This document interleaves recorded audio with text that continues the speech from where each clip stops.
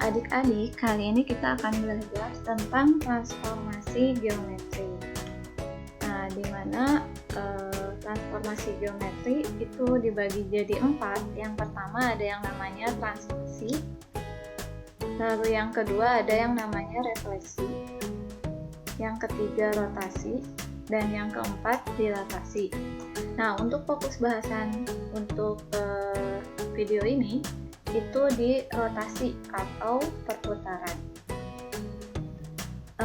Mungkin adik-adik pernah melihat suatu kincir angin seperti ini. Ini salah satu konsep rotasi.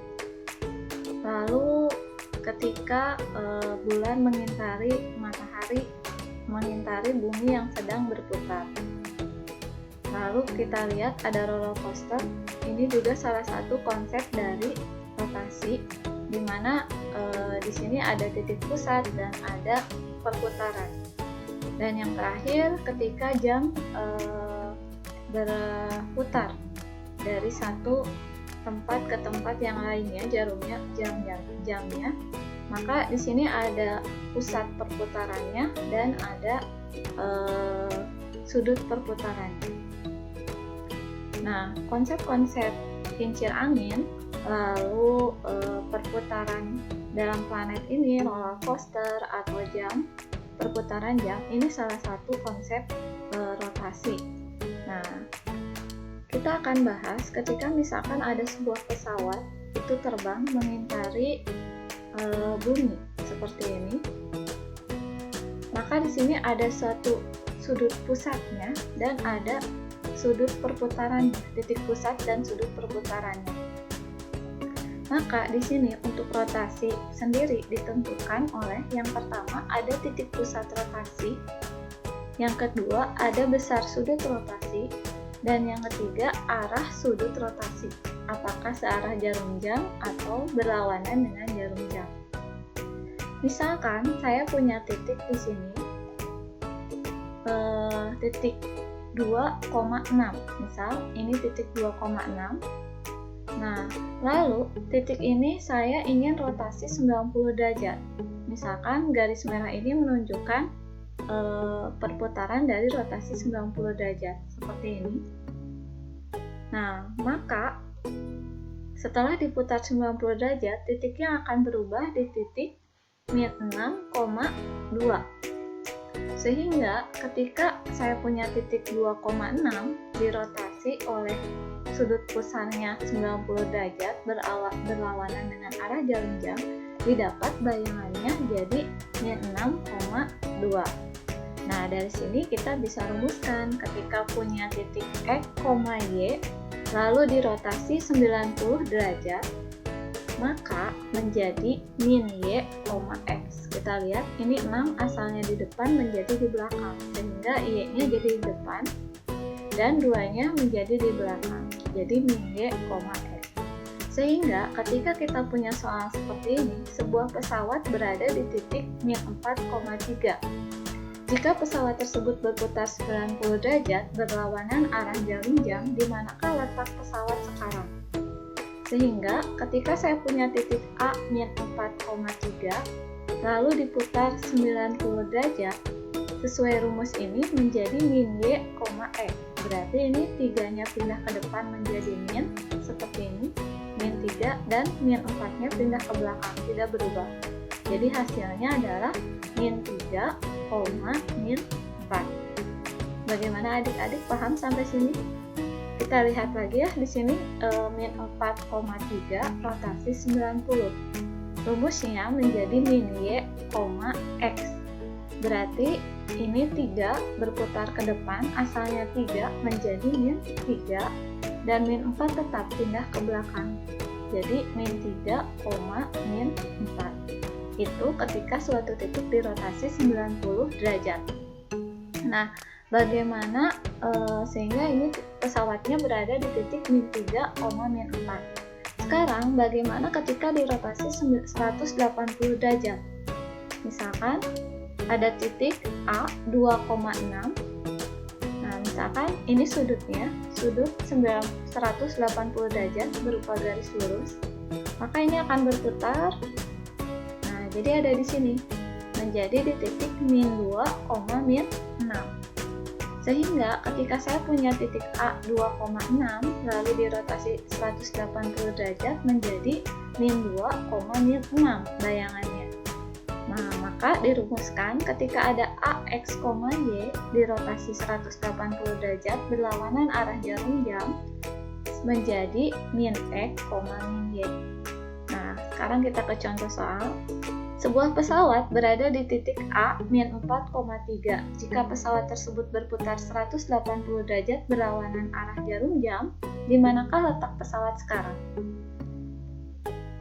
Awalnya, pesawat ada di titik min 4,3. Sekarang diputar 180 derajat. Sesuai rumus menjadi min X, min Y. Nah, berarti asalnya min 4 menjadi plus 4. Asalnya 3 jadi min 3. Nah, maka pesawat sekarang berada di titik 4, min 3. Nah, jadi hanya berubah plus menjadi min menjadi plus. Tidak ada perubahan yang lainnya ketika diputar 180 derajat sesuai contoh ilustrasi gambar ini. Nah, sekarang bagaimana ketika yang diputarnya 270 derajat? Misal, titiknya tetap 2,6. Lalu misalkan ini sudut perputaran 270 derajat, maka titiknya menjadi ada di sini. Jadi di titik 6, min 2. Nah, berarti ketika saya punya titik A 2,6, lalu dirotasi 270 derajat menjadi 6, min 2.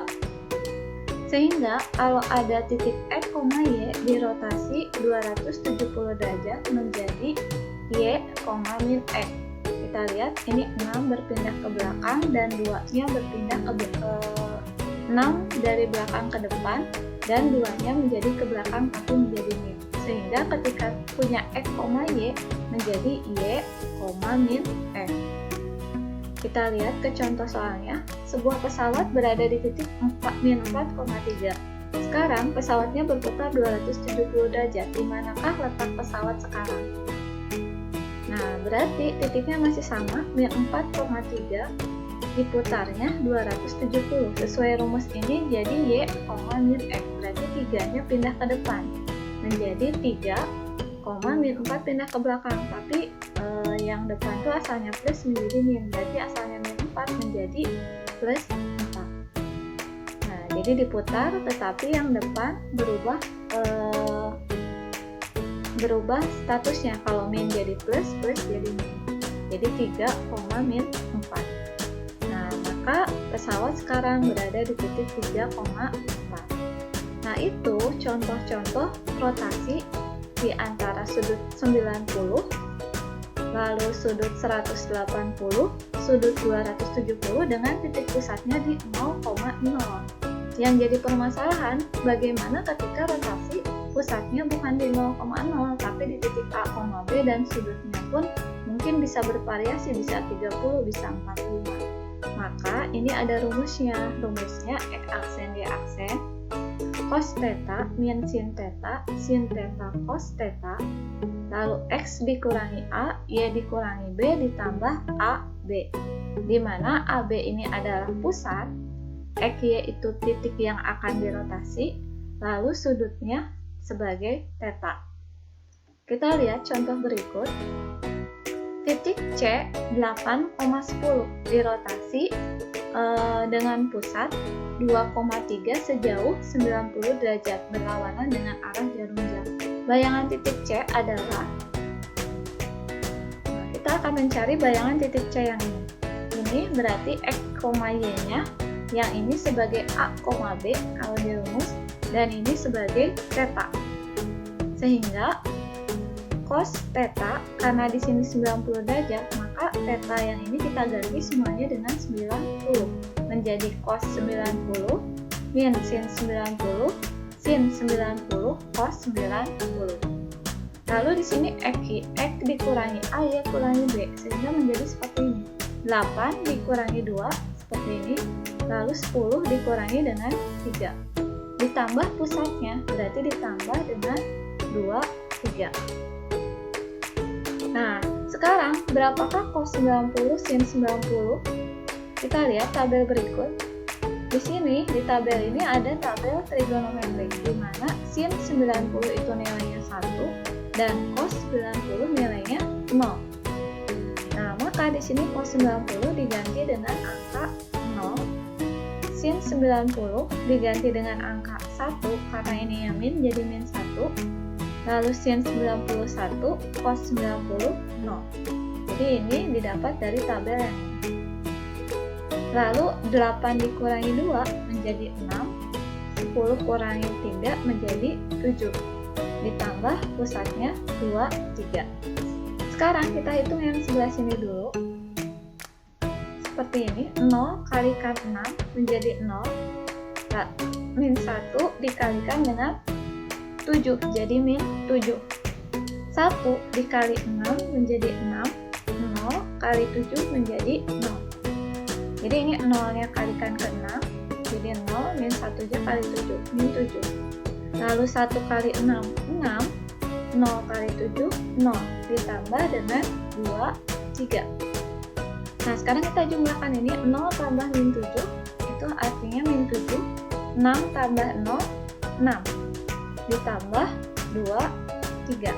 Sehingga hasilnya tinggal kita jumlahkan, min 7 tambah 2 menjadi min 5, dan 6 tambah 3 menjadi 9. Nah, maka bayangan dari titik C 8,10 di rotasi 90 dengan pusat 23 adalah min 5,9. Kita ke contoh yang lain, masih pusatnya sama di A, B dengan sudutnya θ, tapi contohnya seperti ini. Titik C 7,9 dirotasi dengan pusatnya 3,1 sejauh 30 derajat berlawanan dengan arah jarum jam. Bayangan titik C adalah, kita cari bayangannya. Cos, karena di sini θ-nya 30, maka ini θ-nya kita ganti semuanya dengan 30. Menjadi cos 30 min sin 30 sin 30 cos 30. Lalu XY-nya kita ganti dengan 7, 9, seperti ini, 7 dan 9. Pusatnya AB-nya ganti dengan 3 dan 1. Ditambah rumusnya AB, berarti tambah 3, 1. Nah, sekarang kita cari hasil dari sini, kita lihat tabel lagi. Cos 30, di sini hasilnya setengah akar 3, sin 30 hasilnya setengah. Jadi kalian harus hafal tabel trigonometrinya. Nah, terus cos 30 hasilnya setengah akar 3 seperti ini. Lalu sin 30 berarti min setengah. Sin 30 setengah, cos 30 setengah akar 3. Lalu kita kurangi ini, 7 kurangi 3 4 dan 9 kurangi 1 8 ditambah 3 1. Kita kalikan yang ini. Seperti tadi mengalikannya, setengah akar 3 kali 4, berarti artinya 4 dibagi 2 ada akar 3-nya, jadi 2 akar 3. Lalu yang ini min setengah kali 8, artinya 8 dibagi 2, jadinya min 4. Lalu yang ini setengah kali 4, berarti artinya 4 bagi 2, jadi 2. Lalu setengahnya, setengah akar 3 kali 8, artinya 8 bagi 2, 4, ada akar 3-nya, jadi 4 akar 3. Ditambah dengan 3, 1. Nah, hasil penjumlahan ini berapa? Kita jumlahkan yang nggak ada akarnya, berarti di sini 2 akar 3 tambah yang ini min 4 tambahkan dengan 3, utang 4 dibayar 3 menjadi min 1. Lalu 2 tambah 4 akar 3 tambah dengan 1, berarti hanya 2-nya aja yang ditambah 1 menjadi 3, yang ini tetap 4 akar 3. Sehingga bayangan titik C79 menjadi 2 akar 3 min 1, 3 tambah 4 akar 3. Itulah bayangan ketika dirotasinya di 30 derajat. Nah, adik-adik, bagaimana sekarang kalau yang dirotasinya adalah sebuah garis?